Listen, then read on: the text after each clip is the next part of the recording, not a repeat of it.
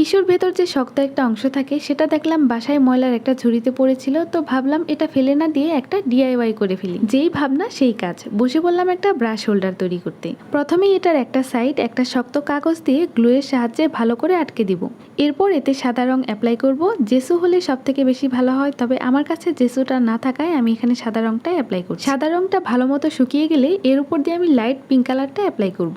আমি চাচ্ছিলাম এটাকে ওয়াটারমেলন থিমে রাখতে, তাই রেড কালারের সাহায্যে ছোট ছোট করে ওয়াটারমেলনের স্লাইস এঁকে নিচ্ছি। এটা আমি ফেসবুকে কোনো একটা পেজে কাচের বোতলে অ্যাড করতে দেখেছিলাম, তো সেখান থেকে ইন্সপায়ার্ড হয়ে আমি ব্রাশ হোল্ডারে এটা আঁকছি। এবার তরমুজের নিচে যে সবুজ একটা পার্ট থাকে সেটা এঁকে নিব। এই টাইপের ব্রাশ হোল্ডার বা বোতল আর্টের অনেক আইডিয়া কিন্তু তোমরা ইজিলি পিন্টারেস্টে পেয়ে যাবা। সবশেষে ব্ল্যাক কালারের সাহায্যে তরমুজের ভেতরের বীজগুলা এঁকে নিব। আর এই তো খুব সহজেই তৈরি হয়ে গেল একটা কিউট ব্রাশ হোল্ডার।